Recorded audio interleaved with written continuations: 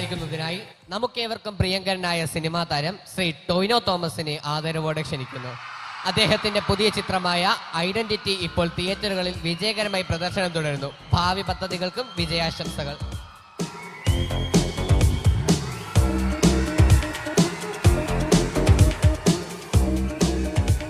Hello,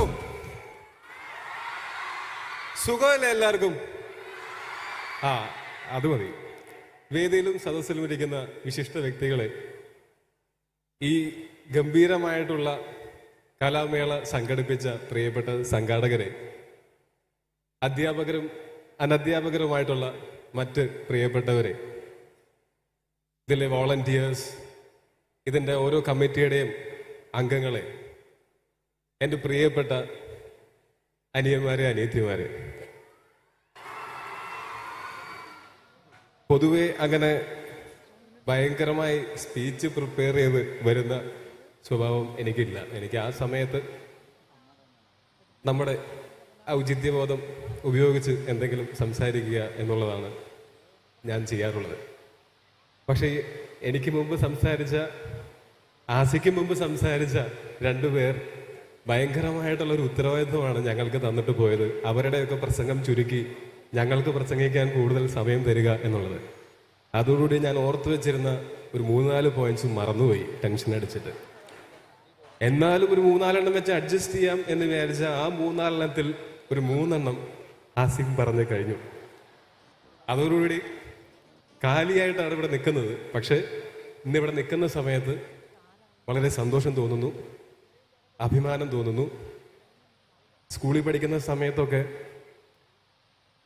ഞങ്ങളുടെ ജില്ലയ്ക്ക് 1ാം സ്ഥാനം കിട്ടിക്കഴിഞ്ഞാൽ ഒരു ദിവസം അവധി കിട്ടും എന്നുള്ളത് മാത്രമായിരുന്നു എനിക്ക് ഈ സംസ്ഥാന സ്കൂൾ കലാമേളയുമായിട്ടുള്ള ബന്ധം. എന്നിട്ട് വിധിയുടെ വൈപരീത്യം എന്നൊക്കെ പറയുന്നത് പോലെ ഞാനിപ്പോൾ പ്രവർത്തിച്ചുകൊണ്ടിരിക്കുന്ന മേഖല കലാരംഗമാണ്. ഇനി ഞാൻ നാട്ടിൽ ചെന്ന് എല്ലാവരോടും പറയും, അല്ലെങ്കിൽ പുതുതായി പരിചയപ്പെടുന്ന ആൾക്കാരോട് പറയും, ഞാൻ സംസ്ഥാന സ്കൂൾ കലോത്സവത്തിലൊക്കെ പങ്കെടുത്തിട്ടുള്ള ആളാണെന്ന്.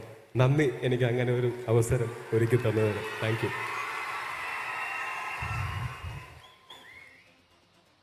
പിന്നെ തീർച്ചയായിട്ടും ഇന്നിവിടെ നിൽക്കുമ്പോൾ ഏറ്റവും കൂടുതൽ സന്തോഷവും അതിനു മുകളിൽ പ്രതീക്ഷയുമാണ്. ഇത്രയും 15,000-ഓളം കലാകാരന്മാരും കലാകാരിമാരും ഭാവിയുടെ വാഗ്ദാനങ്ങളായിട്ട്, കലാരംഗത്തിൻ്റെ ഭാവിയുടെ വാഗ്ദാനങ്ങളായിട്ട് വളർന്നു വരുന്നത് കാണുന്നത് വളരെ അഭിമാനവും അതോടൊപ്പം വലിയ പ്രതീക്ഷയുമാണ്. നമ്മുടെ സർഗാത്മകമായിട്ടുള്ള കഴിവുകളും സഹൃദയത്വവും എല്ലാം ഭാവിയിൽ സമാധാനത്തോടെയും സന്തോഷത്തോടെയും സ്നേഹത്തോടെയും ജീവിക്കാൻ നമ്മളുടെ ഏത് പ്രൊഫഷനിലാണെങ്കിലും, കല ഒരു പ്രൊഫഷനായിട്ട് സ്വീകരിക്കാൻ പോവുകയാണെങ്കിലും അല്ലെങ്കിലും, നേരത്തെ ആസിഫ് പറഞ്ഞതുപോലെ ജീവിതകാലം മുഴുവൻ കലയെ കൈവിടാതെ നിർത്തുക. കല മനുഷ്യരെ തമ്മിൽ അടുപ്പിക്കും, സ്നേഹിപ്പിക്കും, എന്നും സന്തോഷം തരുന്ന, എന്നും കലയുടെ അൾട്ടിമേറ്റ് ആയിട്ടുള്ള ലക്ഷ്യം വിനോദമാണെങ്കിലും അതിലൂടെ ഉണ്ടാകുന്ന സൗഹൃദങ്ങളും, ഇപ്പം ഇന്ന് ഇവിടെ വന്നതിന് ശേഷം നിങ്ങൾക്ക് ഉണ്ടായിട്ടുള്ള എത്രയോ സൗഹൃദങ്ങൾ ഉണ്ടായിട്ടുണ്ടാവും. അതുപോലെ ഇനി തുടർന്നും സൗഹൃദങ്ങൾ ഉണ്ടാക്കാനും സമാധാനം ഉണ്ടാവാനും ആളുകളെ സ്നേഹിക്കാനും അടുപ്പിക്കാനും ഒക്കെ കലാകാരന്മാരും കലാകാരിമാരുമായിട്ട് തുടരുക. എല്ലാവിധ ആശംസകളും.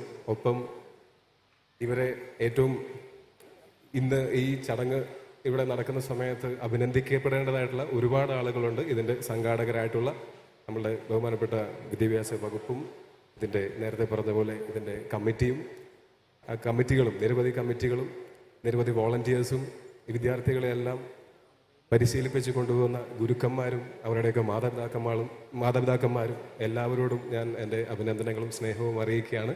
ഒപ്പം വിജയികളായിട്ടുള്ള ഒരുപാട് മത്സരങ്ങളുണ്ടായിരുന്നു. ആ മത്സരങ്ങളിലെല്ലാം വിജയികളായിട്ടുള്ള എല്ലാവരോടും ഞാൻ എൻ്റെ ഹൃദയം നിറഞ്ഞ അഭിനന്ദനം അറിയിക്കുകയാണ്. പക്ഷെ ഞാൻ അറിഞ്ഞിടത്തോളം ഒരു നൂലിഴ വ്യത്യാസത്തിലാണ് പലരും പരാജയപ്പെട്ടിട്ടുള്ളത്. അതുകൊണ്ട് പരാജയപ്പെട്ടവർക്കും എൻ്റെ അഭിനന്ദനങ്ങൾ. പിന്നെ ഞാൻ 2-3 ദിവസം മുമ്പ് ഞാൻ ഒരു വീഡിയോ എൻ്റെ ശ്രദ്ധയിൽപ്പെട്ടിരുന്നു. അപ്പോൾ കഴിഞ്ഞ തവണ മമ്മൂക്ക വന്നപ്പോൾ മമ്മൂക്കയും അതുപോലത്തെ ഒരു വീഡിയോ കണ്ടതിന് ശേഷമാണ് എന്ത് വസ്ത്രം ധരിക്കണം എന്നുള്ളത് തീരുമാനിച്ചത്.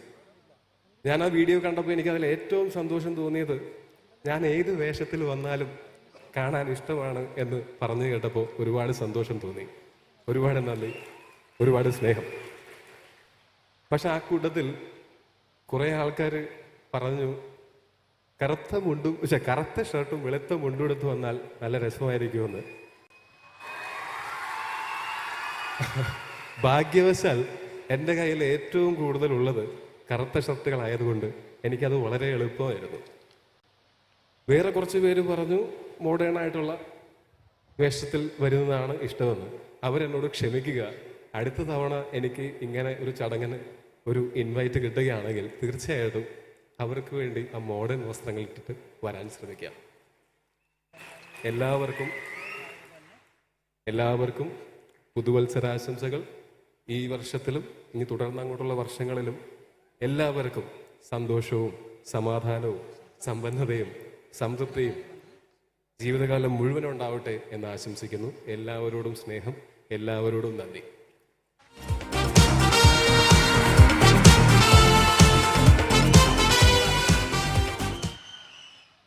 ആശംസാ പ്രസംഗത്തിനായി ബഹുമാനപ്പെട്ട ധനകാര്യ വകുപ്പ് മന്ത്രി ശ്രീ KN ബാലഗോപാലിനെ ആദരവോടെ ക്ഷണിക്കുന്നു.